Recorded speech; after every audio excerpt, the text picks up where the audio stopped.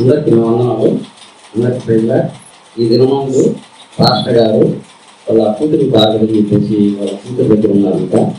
అది ఏం అనారోగ్యమైనటువంటి తెలియదు, కానీ పాస్టర్ గారి యొక్క కుటుంబంలో శోధనలు ఈ మధ్య ఎక్కువగా వస్తూ ఉన్నాయి. ఎందుకంటే శోధింపబడిన మీద నేను సువర్ణమనే మాధ్యమం రేపు గారు అన్న మాటలు గుర్తు చేసుకున్నాం.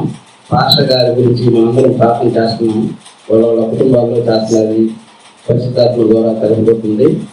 అయితే సువర్ణముగా మారినప్పుడు వాళ్ళకి అది ఓదార్పు అవుతుంది. అది పెద్ద కష్టం కాదు. ఎందుకంటే దేవుడు ఎప్పుడు మనతోనే ఉంటాడు. ఆయన విడిగా ఎప్పుడు ఉన్నాడు. యేసు ప్రభు గారే అంటారు, మీరందరూ నన్ను విడిచి ఎవరి ఇంటికి వారి చెదిరిపోయి గడి వచ్చి ఉంది. అయితే తండ్రి నాతో ఉన్నాడు కనుక నేను ఒంటరిగా లేను అని యేసు ప్రభుల వారే అంటున్నాడు. అయితే మనలో కూడా యేసు ప్రభుల వారు కానీ పరిశుద్ధాత్మ కానీ మనలో ఉండాలి. మనమైతే ఒంటరిగా లేము. మన తల్లిదండ్రులు మనం ఏదో వదిలిపోవచ్చు, అలాగే మన స్నేహితులు మనం వదిలేయచ్చు, కానీ దేవుడు మాత్రం మనం వదడు. పరిశుద్ధాత్మ రూపంలో మనం ఆయనకు ఆలయమే ఉన్నాము. ఆయన పరిశుద్ధ రూపంలో మనలోనే కొరింథీయుల గ్రంథం 6:19 రాయబడ్డది. చదువుకోండి సార్ అన్నమాట. కొరింథీయుల గ్రంథము 6వ అధ్యాయం 19-20. కొరింథీయుల గ్రంథము 6వ అధ్యాయం 19-20. మీ దేహము దేవుని వల్ల మీకు అనుగ్రహింపబడి మీలో ఉన్న పరిశుద్ధాత్మకు ఆలయమే ఉందని మీరు ఎరగరా అంటున్నాడు. చూడండి, ఆయన మనలో ఉన్నాడు, మనం ఆలయమే ఉన్నాము. ఇప్పుడు ఆయన మనలో ఉన్నాడా లేదా? ఉన్నాడు. ఆయన మనం తరివేసుకోకుండా మనం చూసుకోవాలి. ఆయన మనం ఎప్పుడు ఉన్నాడు, కానీ మనం ఆయన తరివేస్తున్నాం. అయితే మనం దిగులు పడాల్సిన అవసరం లేదు. దేవుడు పాశ్రమ వాళ్ళ కూతురు గురించి, ఎందుకంటే పరిశుద్ధాత్మ వాళ్ళకు ఉన్నాడు. అది ఎందు నిమిత్తం ఏ శోధన వచ్చిందో కానీ దాన్ని బట్టి మీరు మీ కుటుంబాల్లోనూ మీ వ్యక్తిగత ప్రార్థన చేసుకున్నప్పుడు ప్రార్థన చేసి, ఎందుకంటే విశ్వాస సహితమైన ప్రార్థన ప్రతి రోగిని స్వస్థపరుస్తుందని రాయబడ్డారు. మనము వాక్యం వెళ్ళిపోదాం. లోకాసువార్త 22వ అధ్యాయం 19-20 వచ్చిన చదువుతుంది. పిమ్మట ఆయన ఒక రొట్టె పట్టుకొని కృతజ్ఞతాస్తుతులు చెల్లించి దానిని విడిచి వారికి ఇది నీ కొరకు ఇవ్వబడుచున్న నా శరీరం, నన్ను జ్ఞాపకం చేసుకున్నట్టుగా ఇది చేయడని చెప్పింది. ఆ ప్రకారమే భోజనమైన తరువాత గిన్నెయు పట్టుకొని ఈ గిన్నె మీ కొరకు చిందింపబడుతున్న నా రక్తమూలమైన కొత్త నిబంధన. చూడండి, బైబిల్లో ఆది కాండం నుంచి ప్రకటన గ్రంథం దాకా మానవుడికి ప్రతి ఒక్కరికి కళల రూపంలో అయితేమి వాక్య రూపంలో అయితేమి వాగ్దానాలు దేవుడు ఇస్తానే ఉన్నాడు, నిబంధనలు పెడతానే ఉన్నాడు. అబ్రహాముతో నిబంధన పెట్టాడు, అబ్రహాం మర్చాడేమో కానీ దేవుడు మరోగా. నోవాహుతో నిబంధన పెట్టాడు, నోవాహు మర్చాడేమో కానీ దేవుడు మరోగా. ఇట్లాగా దావీదుతో నిబంధన పెట్టాడు. ప్రతి ఒక్కరితో నిబంధన పెడతానే ఉన్నాడు. బైబిల్లో ప్రతి రాజుకి కూడా వార్నింగ్ ఇస్తానే ఉన్నాడు. ఆహాబుకి అయితే మంచి వార్నింగే ఇచ్చాడు. ప్రతి ఒక్కరికి నిబంధనలు పెడుతున్నాడు, మీరు బతకాలంటే నన్ను వెంబడించాలి అనేసి. సరే, దేవుడు కోపం తగ్గించుకునే దానికోసం కూడా ఆ దినమంలో ఇంద్రదర్శనం పెట్టాడు. ఈ దినంలో ఒక నిబంధన మనకు కొత్త నిబంధనలో మనందరం కలిసి ఒకే నిబంధన పెట్టాడు. అది ఏంటంటే ఇప్పుడు చదివించిన వాక్యం, నన్ను జ్ఞాపకం చేసుకున్నట్టే దీన్ని చేయుడు అని చెప్పినాం. అయితే దీని విషయంలో పౌలు వేరే విధంగా చెప్పాడు. మీరు దీన్ని చేయనప్పుడు మీరు పరిశుద్ధులుగా ఉండండి, ఎవరు అపవిత్రమైన చేయవేయద్దన్నాడు. అదే ఇక్కడ యేసు ప్రభువు వారు ఆ మాట చెప్పరా, దీన్ని చేయండి అని చెప్పాడు. అయితే ఈ నిబంధన దేవుడు మనతో పెడుతున్నాడు, కానీ మనం ఒక్క నిబంధన దేవుడితో పెట్టుకున్నాం. ఎప్పుడన్నా ఒక్క నిబంధన అయినా దేవుడితో మనం పెట్టుకున్నాం. దేవుడే మనం పిలిచి మనకు నిబంధన పెడుతున్నాడు. వాక్య రూపంలో అయితే ఏమి, మన పితరులకైతే ఏమి, ప్రతి ఒక్కరికి. అయితే నేను నిబంధనలు చాలా పెట్టుకున్నాను, కానీ వాటి నుంచి శాపాలు కూడా పొందాను, చాలా కష్టాలు కూడా అనుభవించాను, ఆరోగ్య రూపంలో, శరీర రూపంగా. అయితే మనం పొయ్యే లోపల ఒక నిబంధన పెట్టుకున్నాం. అది చిన్న నిబంధనే. ఆ నిబంధన ఏం పెట్టుకోవాలి ఏందనేది నేను వాక్యం చెప్తుండగా మీకు మీరే తెలుసుకుంటారు. నేను ఇంతకుముందు మీకు చెప్పాను, ఆత్మానుసారంగా నడుచుకోవడం ముఖ్యమా, క్రియల రూపంగా నడుచుకోవడం ముఖ్యమా అని చెప్పారు. రెండు ఉండాలి. ఎందుకంటే దేవుడు మనం చెప్తున్నాడు యాకోబు పత్రికలో 2వ అధ్యాయం 18 వచ్చిన అంటున్నాడు, క్రియలేని విశ్వాసము మృతము అన్నాడు. చూడండి ఒకసారి చదువుతాం, చదివితేనే మంచిది. యాకోబు రాసిన పత్రిక 2వ అధ్యాయం 18వ వచనం. ఒకడు విశ్వాసం ఉన్నది, నాకు క్రియలు ఉన్నవి, క్రియలు లేకుండా నీ విశ్వాసం నాకు కనపరచును. నేను నా క్రియల చేత నా విశ్వాసం నీకు కనపరుచుదును చెప్పాను. దేవుడు ఒక్కడే నీవు నమ్ముతున్నావు, అలాగ నమ్ముటే మంచిది చాలు. చూడండి, మనకు విశ్వాసం ఉండాలి, క్రియలు ఉండాలి. అంటే రెండు ఉండాలి, ఆత్మ ఉండాలా, మనకు శరీరం ఉండాలి. ఆత్మ ఉండాలంటే మన శరీరంలో ఆయన ఉండాలి. ఎందుకంటే పరిశుద్ధాత్మ దేవాలయం మనం, అంతేనా? అందుకని మనం కూడా దేవునికి ఒక వాగ్దానం పెడదాం. చివరిలో పేరు ఏ వాగ్దానం అనేది మీకు అదే నేను చెప్పిస్తాను. అయితే ఇంతకుముందు నేను ఆత్మ క్రియలు రెండు చిన్న వ్యత్యాసాన్ని చెప్పాను. క్రియలు లేదే ఆత్మ ఉండదని చెప్పేసాను. ఆత్మ నుండి క్రియలు లేకపోతే వేస్ట్ మొత్తమైనదని బైబిల్లో చెప్తున్నారు. అయితే దీని గురించి పెద్ద గొడవ జరిగింది. ఎవరికి? పేతురుకి, యాకోబుకి, పౌలుకి. అది కలంకరి పత్రికలో పెద్ద చెప్పాలి. మళ్ళా ఇంకోసారి చెప్పాలని ఈ ఆత్మ విషయం, క్రియల విషయం పెద్ద గొడవ వాళ్ళకి మన హృదయాల్లోనే మనసు పక్కలు చేయడం ద్వారా కూడా పెద్ద గొడవ జరిగింది. అయితే ఇక్కడ నేను అడిగేది ఏంటంటే, ఇప్పుడు అసలు మెసేజ్ లేదు, దేవునికి కీర్తనలు అంటే ఇష్టమా, ప్రార్థన అంటే ఇష్టమా? దేవునికి కీర్తనలు అంటే ఇష్టమా, ప్రార్థనలు అంటే ఇష్టమా? అంటే స్వల్పమే, దానికి దీనికి ఆత్మకి క్రియలకి ఏ విధంగానో దీనికి కూడా కొద్దిగా స్వల్పమే. కీర్తన అంటే ఇష్టమా, ప్రార్థన అంటే ఇష్టం. అంటే మన భూలోకంలో పాపం కాబట్టి ప్రార్థన అంటేనే ఇష్టము, కానీ దేవుడికి కీర్తనలు అంటేనే ఇష్టము. ఈ మందిరంలో చాలా మంది పాటలు పాడుతున్నాడు, దేవుడికి మహిమ కలిగిన కాక. పరలోక రాజ్యంలో కీర్తనలు ఉన్నాయా, ప్రార్థనలు ఉన్నాయా? ప్రార్థన ఎవరన్నా చేశారా? ఆకాశం చూసి పాపం ప్రార్థన చేయకుండా కింద పడిపోయింది. అదే ప్రార్థన చేస్తుంటే ఆ గుట్టి ఎక్కడ మనకు తెలియదు, కానీ ప్రార్థన చేయకుండా కింద. అంటే దేవుడికి ఏది ఇష్టము? ప్రార్థన అంటే ఇష్టం. అందుకే ఈ కీర్తన గ్రంథము దావీదు గారు ఆసాఫ్ కీర్తనలో, అందుకే దావీదు గారు బైబిల్లో కీర్తనలు చాలా రాశారు. అయితే కొన్ని గ్రంథాల్లో చూస్తే 70 కీర్తనలు దావీదు రాశారని, ఆసాఫు కొన్ని కీర్తనలని, మోషే అని, సొలొమోన్ అని, కోరా ఉపమాలని కొన్ని కీర్తనలు రాయబడ్డాయి. ఈ బైబిల్ గ్రంథంలో కల్లా ఇష్టమైన గ్రంథం ఏంటంటే చిన్నపిల్లకాయల మొదలుకొని పెద్దవాళ్ళ వరకు కీర్తనలే అంటారు. ఎందుకంటే దీన్ని బట్టి మీకు అర్థం అవుతుంది దేవుడికి ఏది ఇష్టమో, కీర్తనలు పడేవాళ్ళు అంటే ఇష్టం. అందుకే దావీదు బాధ వచ్చినప్పుడు కీర్తనల ద్వారా తెలుసుకునేది. ప్రార్థన కాదు దావీదు చేసేది, కీర్తనలు రాసేది. ఆ కీర్తనలోనే బాధలు ఉంటాయి, ఆ కీర్తనలోనే శ్రమలు ఉంటాయి, ఆ కీర్తనలోనే స్థుతులు ఉంటాయి. ఆ విధంగా చేస్తూ వచ్చాడు. అయితే ఈ బైబిల్లో ఈ కీర్తనలో చెప్పుకోదాకా కొన్ని కీర్తనలు ఉన్నాయి. అంటే కొన్ని మరుగున పడి ఉన్నాయి, కొన్ని మనం చదువుతున్నా కూడా వాడికి గ్రహించకుండా మనం చేస్తున్న కార్యక్రమం కీర్తన గ్రంథం. ఆ కీర్తన గ్రంథంలో మంచి బాగా పేరుండే కీర్తనలు మీకు తెలిసింది ఏదన్నా ఉంటే చెప్తారా? దేవుడికి ఇష్టమైన కీర్తన బైబిల్లో ఇప్పుడు వరకు కూడా ఇశ్రాయేల్ పాడుకుంటున్న కీర్తన ఒకటి ఉంది. ఇప్పుడు వరకు కూడా ఇశ్రాయేల్ దేశంలో ఆ కీర్తన పాడుకుంటూనే ఉంటారు. 136వ కీర్తన, దానికి రెఫరెన్స్లు కూడా చూపిస్తాను. 136వ కీర్తన అంటే ఇశ్రాయేల్కి చాలా ఇష్టమైంది. అది దావీదు చాలా శ్రమలు పడి ఎందువల్ల రాశాడో కూడా దాన్ని ఇప్పుడు నేను వివరిస్తాను మీకు. ఆ కీర్తన అంత ఇష్టమైన కీర్తన ఇశ్రాయేలుకి, అది మనకు కూడా ఇష్టమైన కీర్తన.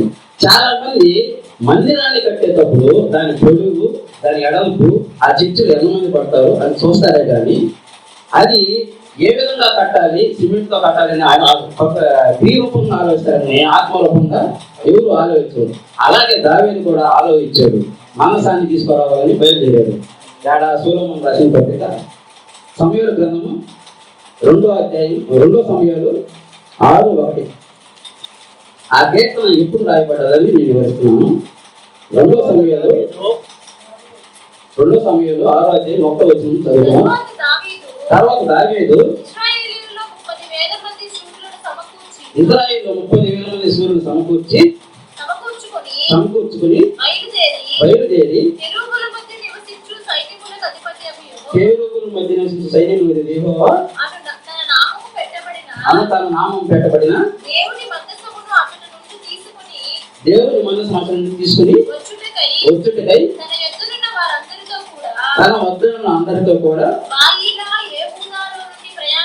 బాయిల యెహోవా నుండి ప్రయాణమైన. చాలు చూడండి, దావీదు ఏం చేశాడు, ఒక మందసాన్ని ఎట్ట తీసుకురావాలో మోషేకి బాగా తెలుసు.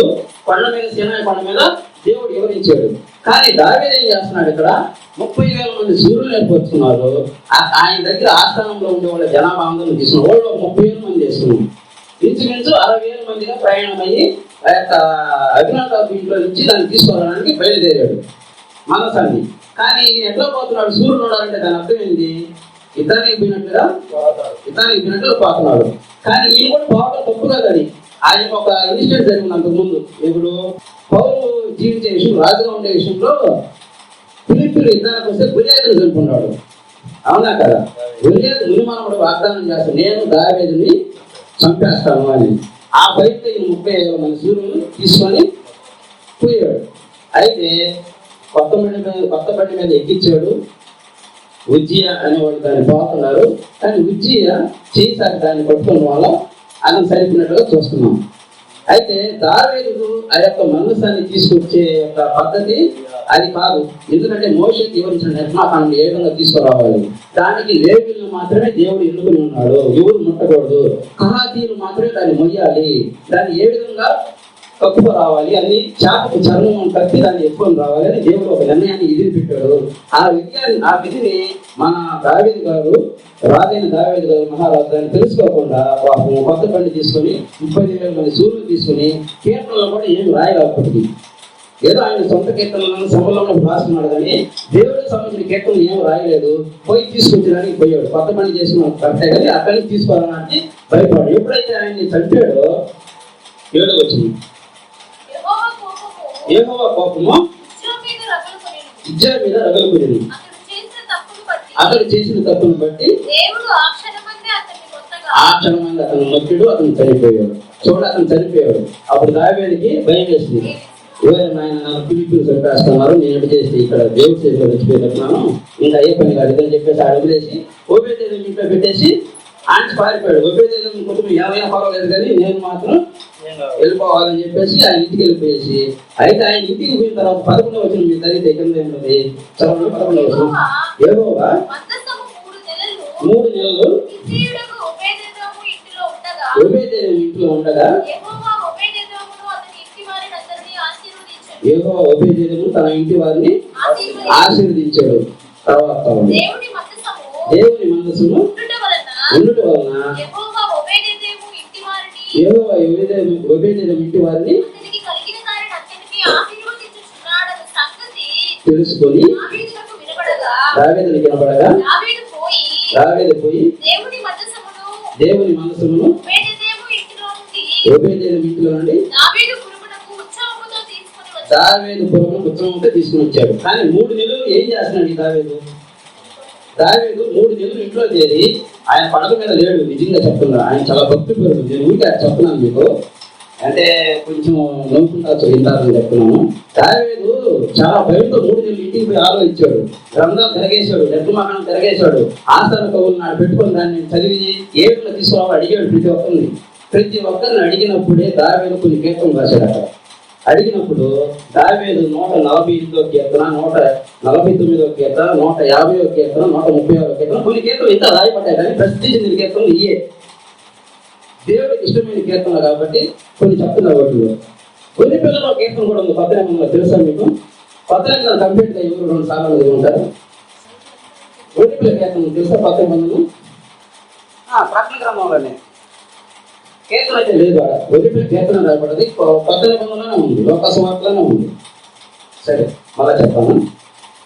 అయితే ఈ 3 నెలలు ఏం చేశాడు, ఆ మందసాన్ని ఎట్లా తీసుకురావాలి, ఏం చేయాలి, కొత్త పని మీద తీసుకురావాలా, మనుషులు మోసుకురావాలా అనేది తీవ్రంగా ఆలోచించి కొంతమందిని ఏర్పరిచాడు. దావీదు కొంతమందిని ఏర్పరిచాడు.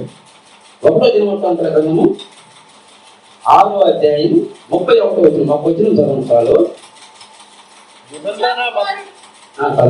అధ్యాయం 31వ వచనం. 32 నిబంధన మందసమునకు ఏర్పాటైన తర్వాత యెహోవా మందిరమందు సంగీత సేవకు దావీదు నిర్మించిన వారు వీరే. అంటే కొంతమందిని ఏర్పరిచాడు, కొంతమందిని సంగీతం కోసం ఏర్పరిచాడు, అంటే తెలుసుకున్నాడు, ఏర్పరిచాడు. అది ఏ సంగీతాలు రాశాడు అనేది కూడా చూద్దాం. అయితే ఆ మందసాన్ని తీసుకొచ్చిన విధము 2 సమయాల్లో 13వ అధ్యాయంలో రాయబడి ఉంది. అది చదవబడలేదు, నేను ఎందుకంటే ఊరికే కీర్తన గురించి చెప్తున్నాను. అక్కడి నుంచి వాళ్ళు కొన్ని కీర్తనలు రాసుకొని ఆయన తీసుకొచ్చేదానికి ప్రయత్నం చేశాడు. అయితే కొంతమంది లేవీలు మాత్రమే తేవాలి అని దేవుడు ఖండితంగా పెట్టాడు. 15వ అధ్యాయము 1వ దినం ప్రాంతంలో 15వ అధ్యాయము 3 వచనం కదా, 1 నుంచి 3 దాకా. దావీదు తన కొరకు దావీదు పురమందు ఇల్లు కట్టించును, దేవుని మందసమునకు ఒక స్థలము సిద్ధపరిచి దాని మీద గుడారం ఒకటి వేయించును, మందసం ఎత్తుటకును నిత్యము తనకు సేవ చేయుటకును యెహోవా లేవీయులను ఏర్పరచుకుని చెప్పి వారు తప్ప మరి ఎవరును మందసం ఎత్తకూడదని దావీదు ఖండితంగా ఆజ్ఞాపించేశాడు. అంతకుముందు ఏం చేశాడు, 30,000 మంది సూర్యులు తీసుకుపోయాడు. ఈ 3 నెలల్లో ఆయన ధర్మశాస్త్రం చదువుకొని పరిశీలన తెలుసుకొని ఈ పని చేస్తున్నాడు. చేసిన తర్వాత 11వ వచనంలో, ఇంతకు ముందు మీరు ఇశ్రాయేలు దేవుడైన మనసాన్ని మొయ్యలేదు కనుక మనము మన దేవుడైన యెహోవా యొక్క విధిని బట్టి విచారణ చేయకున్నట్టు చేత ఆయన మనల్ని నాశనం కలిగేసును, విద్య చనిపోయిను, అందునిమిత్తమే చనిపోయాడు. తర్వాత 15వ వచనంలో చూస్తే మన వాళ్ళు ఏం చేశారు, ఇశ్రాయేలు వాళ్ళ భుజముల మీద దాన్ని మనసాన్ని మోసుకొచ్చినట్టుగా చూస్తూ ఉంటుంది. చదువుతాం కానీ కూడా.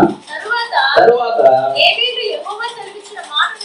యెహోవా సెలవిచ్చిన మాటను బట్టి మోషే ఆజ్ఞాపించినట్లు దేవుని మనసమును దాని దండెలతో తమ భుజముల మీద ఎత్తుకున్నారు. సర్వమండలం స్థానస్తూ కీర్తన పాడుతూ దాన్ని తీసుకుని వచ్చారు. 7 అడుగులు సాగగా ఒక గొర్రెయు ఒక ఎద్దును భరించినట్టుగా మనం చూస్తున్నాం. 7 అడుగులకు ఒకసారి. సరే, ఈ కీర్తనలో 136 కీర్తన రాశాడు కదా అనూపు గారు, బ్రదరు మీరు ఎక్కడ అది చూపించలేదు అని మీరు అనుకోవచ్చు. ఏజ్రా గ్రంథము 3వ అధ్యాయము 10వ వచనంలో రాయబడి ఉంది. ఏజ్రా 3వ అధ్యాయము ఏజ్రా గ్రంథము 3వ అధ్యాయం 10వ వచనంలో 9-10 వచనాలు చదువుతాం. ఏజ్రా 3వ అధ్యాయం 9-10 వచనాలు.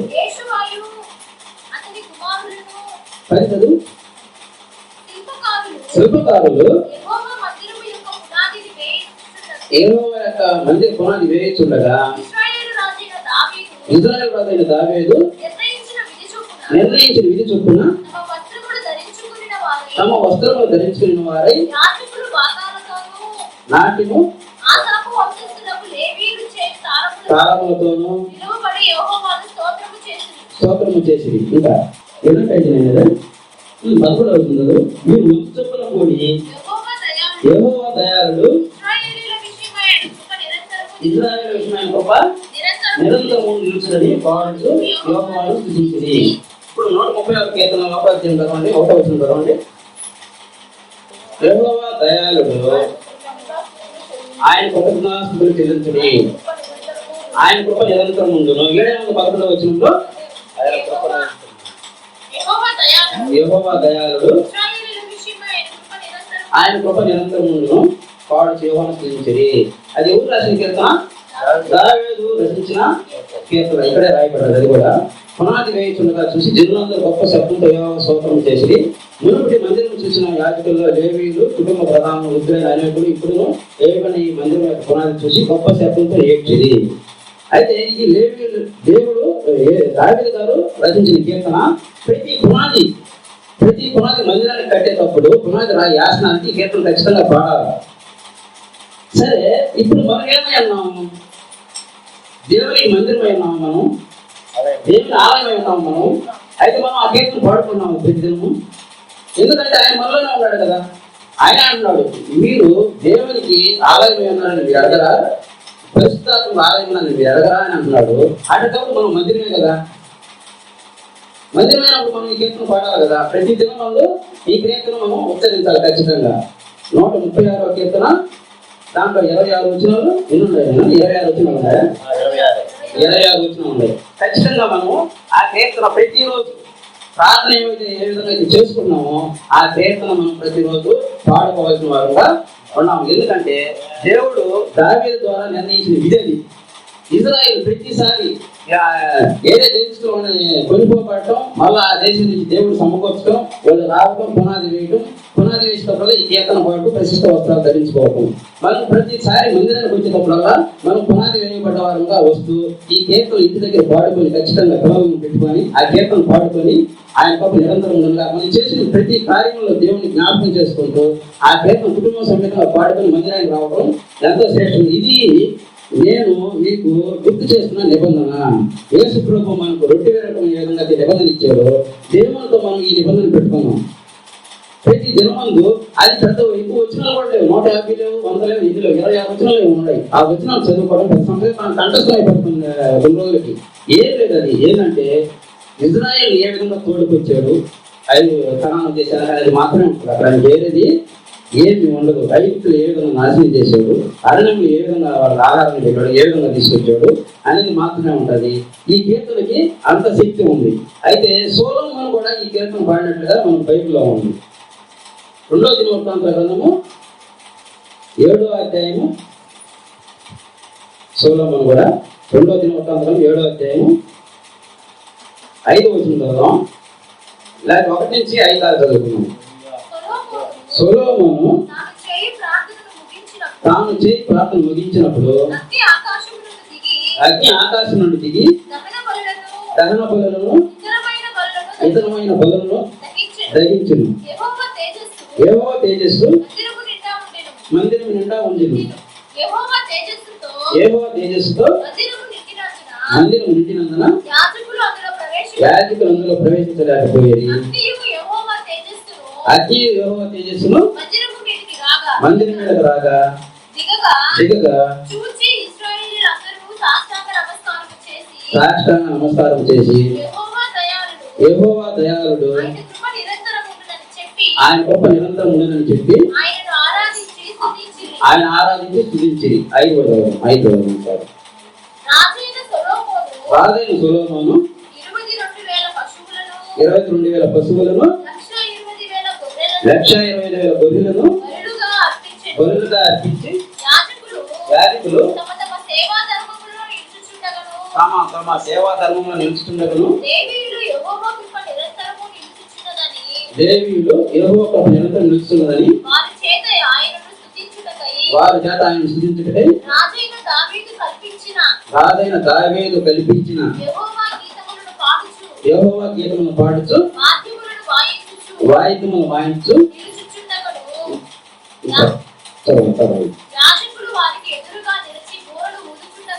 ఊదుచుండగను.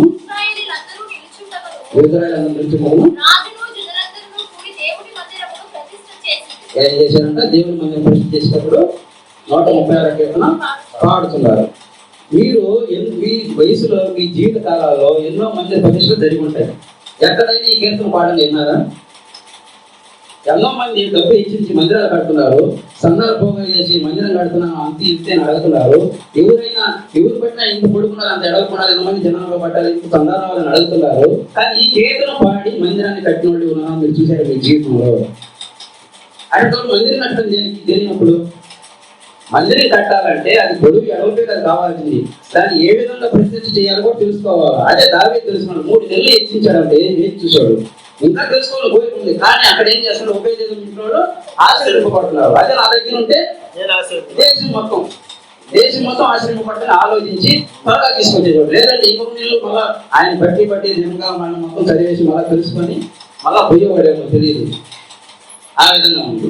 అయితే ఆ కీర్తనలో అంత శక్తి ఉంది. అదే ఇదే కీర్తనలో కూడా యుద్ధానికి పోయిన కూడా పాడుకునే వాళ్ళు ఉన్నారు. అదే మీకు కష్టాలు వచ్చినప్పుడు కూడా ఈ కీర్తనలో పాడకుండా ఇబ్బంది ఏం లేదు. యెహోషాపాతు యుద్ధ కాలంలో ఆయన ప్రశాంతంగా జీవిస్తున్నాడంట. 20వ అధ్యాయం 2వ దినవృత్తాంతం 20వ అధ్యాయం. ఆయన ప్రశాంతంగా జీవిస్తున్న కాలంలో యుద్ధం ఒకటి సంభవించింది. యుద్ధం ఒకటి సంభవించింది. ఆ యుద్ధం ఎంత ఆశామాషి కాదు యుద్ధం. అది ఇటుపక్క సిరియానులు, సముద్రం 100 మంది జనాభా, అమ్మోనీయులు, తర్వాత అబ్రహాము సంతానమైన 3వ భార్య అయిన ద్వారా ఆ యొక్క కుమారుల యొక్క సంతానం అందరూ కలిసి ఒకేసారి యుద్ధానికి వచ్చారు. అప్పుడు ఏం చేయాలి? యెహోషాపాతు ప్రార్థన చేశాడు. ప్రార్థన చేసి ఇజ్రాయెల్ అందరినీ పిలిపించి లేవీయులను కహాతీయులను ప్రశస్త వస్త్రాలు ధరించి ఒక కీర్తన పాడించాడు. ఆ కీర్తన కూడా ఇదేను. 21వ వచనం మరియు జనులు హెచ్చరిక చేసిన తర్వాత యెహోవాను స్తుతించుటకు నా గాయకులను ఏర్పరిచి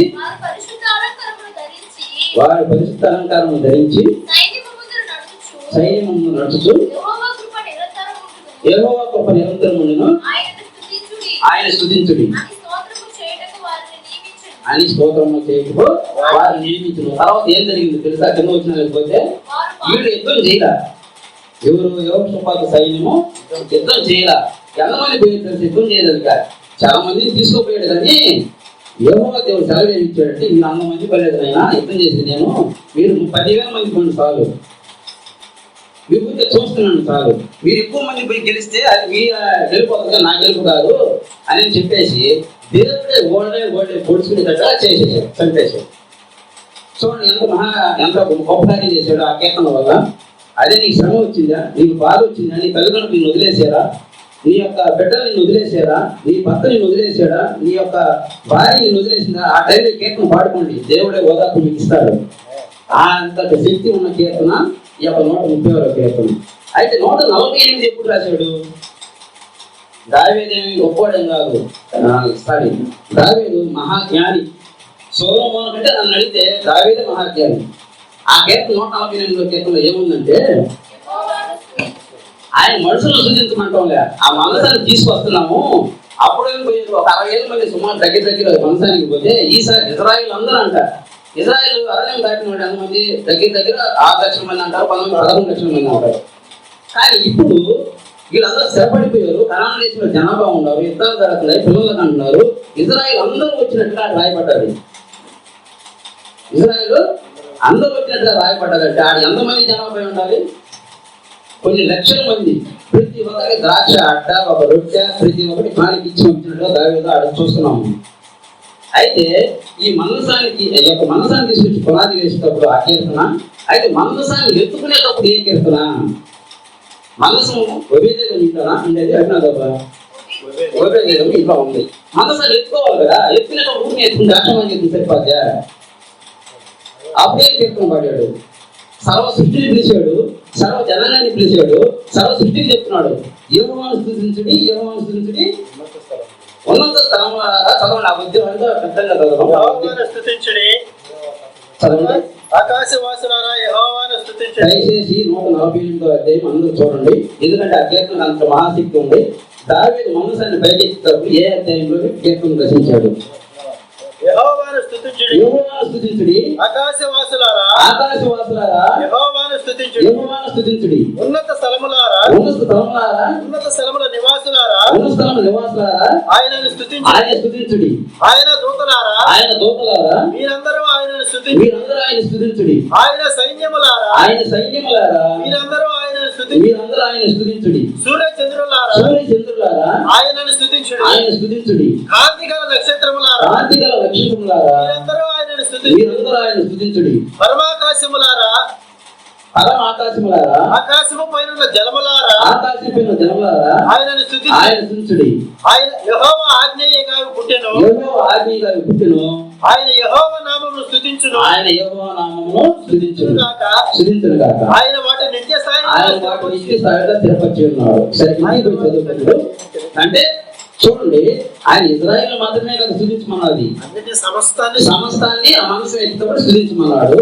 ఎత్తుకొచ్చి ఇక్కడ పునర్వేసినప్పుడు ఈ కీర్తన రాశాడు.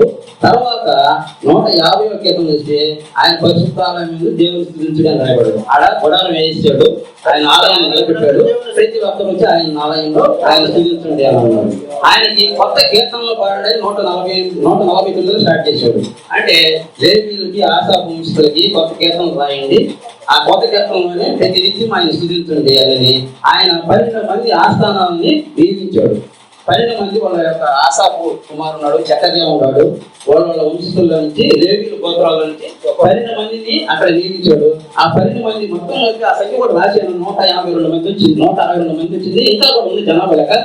ఒక దినవృత్తాంతంలో ఒక లెక్క ఉంటే, రాజుల గ్రంథంలో ఒక లెక్క ఉంది, సమయాల గ్రంథంలో ఒక లెక్క ఉంది. అంటే కొంచెం తేడాగా ఉండొచ్చు. 862 మందిని అక్కడ నియమించినట్టుగా మనం చూస్తున్నాం. అయితే ఈ కీర్తనకు ఉండే బలము అది. అయితే ఇక గోరికల కీర్తన, మోషే కీర్తన ఉంది. మోషే కీర్తన మీకు అందరికీ తెలిసిందే. నిర్గమాకాండం 15:1 పోతే మోషే కీర్తన ఉంది. ఇంకా ఎవరెవరి కీర్తనలు ఉన్నాయి కొద్దిగా చెప్పండి, కొంచెం ఇంటి ఇచ్చాను కాబట్టి మీరు చెప్పండి. ఇంకా ఎవరెవరి కీర్తనలు ఉన్నాయి అంటే గొప్ప కీర్తనలు అంటే కీర్తనలన్నీ గొప్పవే, కాకపోతే దారి ఉండే కీర్తనలు బయటికి తీయడం అన్నమాట. మనం రోజు చదివే కీర్తనలే, దారి ఉండే కీర్తనని మనం బయటికి తీసుకోవటం. మోషే కీర్తన అందరికి తెలిసిందే. ఈ కీర్తన ఎక్కడ రాయబడ్డది? పరలోక రాజ్యంలో కూడా రాయబడి ఉంది. సరే గొర్రెపిల్ల కీర్తన ఉంది, అది కూడా పరలోక రాజ్యంలో రాయబడ్డది. సరే ఈ కీర్తనలు ఎక్కడ ఉన్నాయి? ఈ కీర్తనలు ఎవరు పాడారు? మిరియాము కీర్తన కూడా ఉంది అక్కడ మోషే కింద. మిరియాము కీర్తన కూడా పూర్తిగా రాయబడ్డా, 2 వచనాలు రాయబడ్డాయి. అది రాయబడలేదు, ఇంకో వాళ్ళ ఇజ్రాయెల్ గ్రంథాల్లో ఉంటాయి. అది మనకు అవసరమైంది మాత్రమే చెప్పుకున్నాం. మోషే గ్రంథం తెలుసు. కొత్త కీర్తన అన్నాడు. ఈ కొత్త కీర్తన ఎవరు పాడతారు? ప్రకటన గ్రంథంలో 5:10 పోతే చాలా మంది దీన్ని చదివి కూడా తప్పు చేస్తారు. చాలా మంది కూడా కొత్త కీర్తనలో ఈ కొత్త కీర్తన ఎవరు ఇంతకుముందు పాడలేదంట, వాళ్ళు పాడతారంట. వాళ్ళు ఎవరు అంటే చాలా మంది ఎవరు పట్టిన 1,44,000 మంది అంటారు. ఇజ్రాయెల్ నుంచి ఒక్కొక్క గోత్రం నుంచి 12,000 మంది ఏర్పరుచుకున్నారు.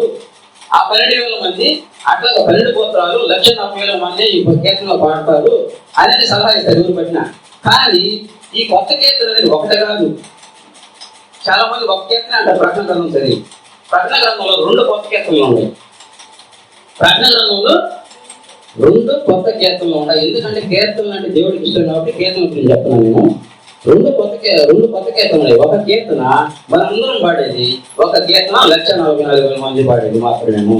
5వ అధ్యాయం 10వ వచనం ఇప్పుడు చదవదు. ప్రకటన గ్రంథం 5వ అధ్యాయం 10వ వచనం. నీవు ఆ గ్రంథము తీసుకొని నీవు దాని ముద్రను నిప్పుటకు యోగ్యుడు. నీవు వధింపబడిన వాడవై నీ రక్తం ఇచ్చి ప్రతి వంశములోను ఆయా భాషలు మాట్లాడే వారిలోను ప్రతి ప్రజలోను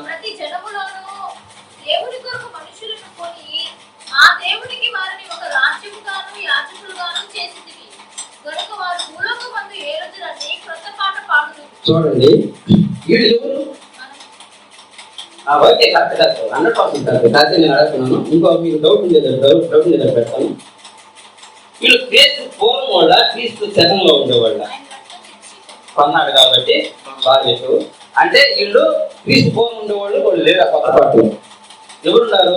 క్రీస్తు రక్తంలో మనం కొనుక్కున్నాడు కాబట్టి మనం ఆ పాటలో ఉన్నాం. మనం ఆ పాటలు పాడేవాళ్ళుగా మనం ఉన్నాం. అయితే ఇప్పుడు అక్కడ ఉండేవాళ్ళు అయితే దావీదు ఆ పాట పాడేవాడు కాదు. ఆయన ఇంకో మా కీర్తనలు కానీ ఈ పాట ఆయన రాదు, మనకైతే వస్తుంది. సరే, ఆ కీర్తనలో పాట పల్లవి తెలుసా మీకు? పాట అయితే మనకు తెలుసు, కొత్త పాటే కరెక్టే. పల్లవిలో ఒక లైన్ తెలుసా? ఆడకి లాస్ట్ లైన్లో ఉంటుంది, 10వ వచనంలోనే 5:10. శ్రద్ధగా ఒకరితో డీప్ చదవండి అందరూ చూడండి. 5వ అధ్యాయం 10వ వచనం. వారు భూలోకమందు ఏలుదురని కొత్త పాట పాడెదరు. వారు భూలోకమందు ఏలుదురని వచనం పల్లవిలో ఆ లైన్ ఉంది. పాట పేరు చెప్పాడు కదా, ఆ పాట పేరు భూలోకమందు ఏలుదురని పల్లవిలో ఒక లైన్ అది. అంటే కొత్త పాట మనకు తెలిసింది. ఎందుకంటే ఆయన రక్తంలో మనం కడగబడి మనం కొనుక్కున్నాడంటే ఆ పాట మనకు తెలిసేదానికి ఒక పల్లవి ఇచ్చాడు, అంతేగాని పూర్తిగా మనకు ఆ పల్లవి పాట అయితే తెలియదు. ఆ గొప్ప పాటను మనకి ఇచ్చినందుకు దేవుడికి స్తోత్రాలు చెల్లిద్దాం. అయితే 1,44,000 మంది పాడే పాట ఏంటి? మనం పాడే పాట ఇది. ఇజ్రాయెల్ వారికే ప్రత్యేకమైన కొత్త పాట ఇంకొకటి ఉంది. 1,44,000 మంది పాడతారు, కానీ ఆ పాట ఎవరికి తెలియదు. ఆడ రెఫరెన్స్ కూడా లేదు. 15వ అధ్యాయం 4-3 వచ్చిన 3-4 వచ్చిన ఆ కీర్తన 1,44,000 మంది కూడా తెలియదు. అది చదవదు 3-4 దాకా 15వ అధ్యాయం.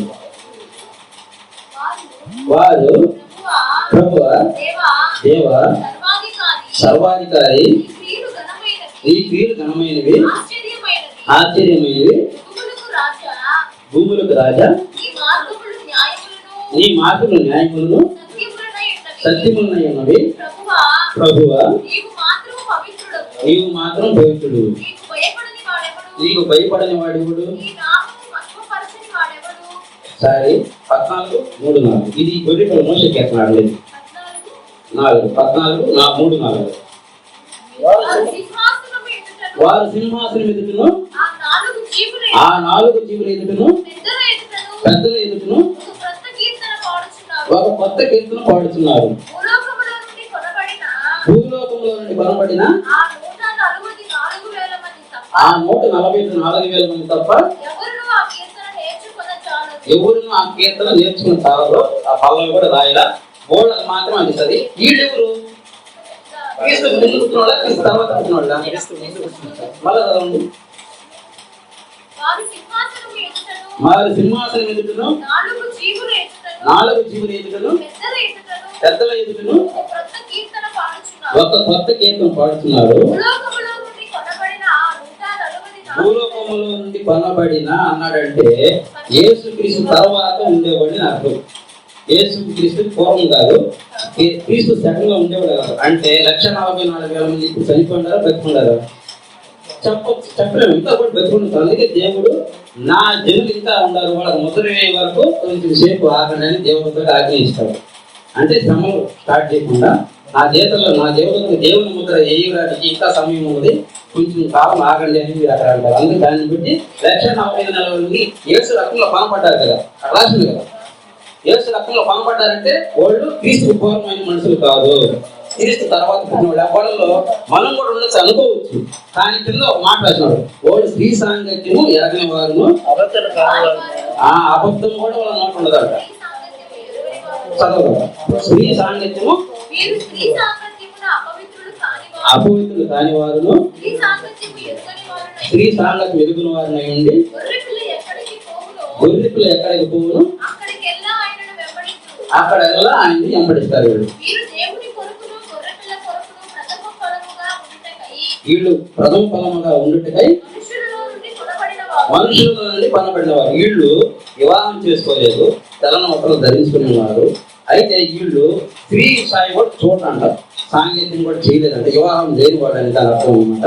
వీళ్ళు కూడా క్రీస్తు శకంలో ఉండేవాడు, మనలో కూడా ఉండాలి.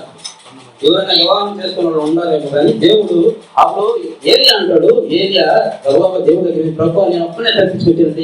దేవుడు ఏమంటాడు, ఎరివాడా నేను 7,000 మంది నేను ఏర్పరచుకున్నాను, ఉండేది ఇంకా ఉండాలి నాకు జనాభా, మోకాళ్ళు ఉన్నాడు బయలుపరికి అని. అట్లాగా మనం తెలియదు మనమే పరిస్థితులు మనం అనుకుంటే ఎట్లా. ఎంతో మంది 144,000 ఆ సంఖ్య ఇంకా కంప్లీట్ కావాలి, ఇంకా జనాభా ఉండాలన్నమాట. అంటే ఇది ఒక కీర్తన. అంటే ఇప్పుడు 3 కీర్తనలు వచ్చాయి. సరే గొర్రె పిల్లల కీర్తన ఏంది?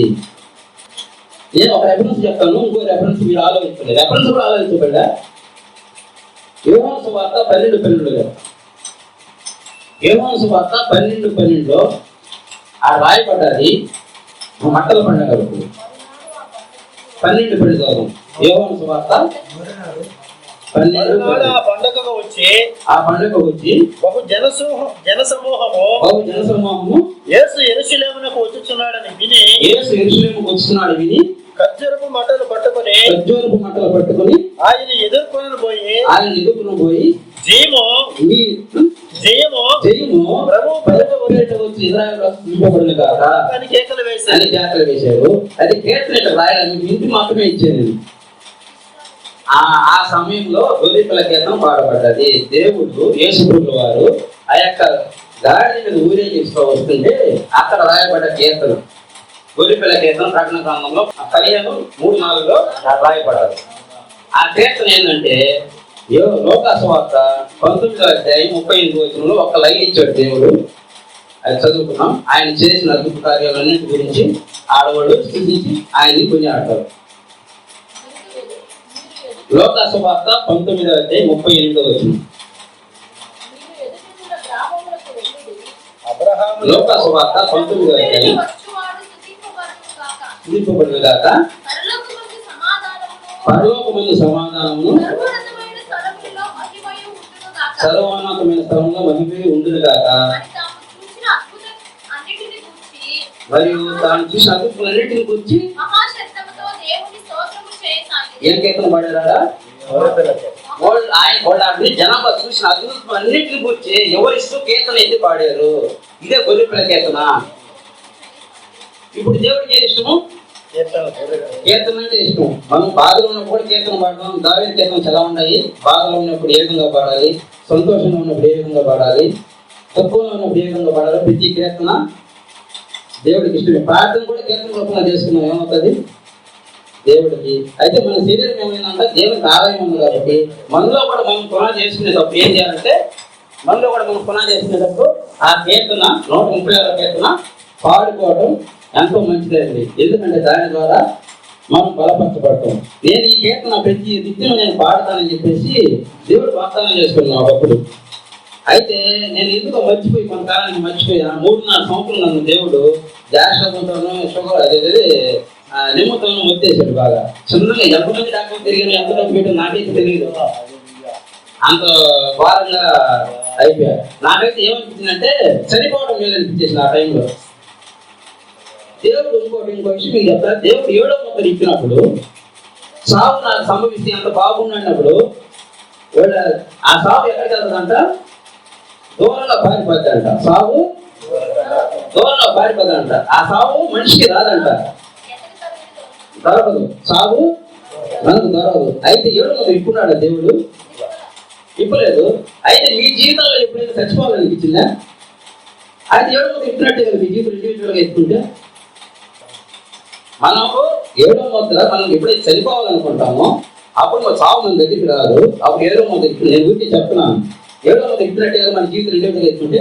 అది దేవుడి దృష్టిలో 7వ ముద్ర ఇప్పలేదు. అప్పుడు జనాభా అందరూ చనిపోవాలనుకుంటారు. కానీ ఒక్కరొక్కరు జీవితాలు ఇండివిజువల్గా ఎత్తుకుంటే భర్త రూపంగా శ్రమ అనొచ్చు, తల్లిదండ్రుల ద్వారా శ్రమ అనొచ్చు, భార్య రూపంగా శ్రమ అనొచ్చు, చనిపోవాలని కోరిక అవుతారు. అయితే ఈ కీర్తనలో అంత మానశక్తి కనుక ఆ కీర్తనలో పాడుకోండి చాలు. ప్రతి దినము పెద్ద సమస్య కాదు, చూడకుండా కూడా చెప్పేది. ఎందుకంటే ఐగుప్తు నుంచి ఇజ్రాయెల్ ఏ విధంగా తీసుకొచ్చాడో అదే ఆ కీర్తన. అదే ఆ కీర్తన చెప్తుంది చాలు. దేవుడి వాక్యం రాసింది కాక ఆమె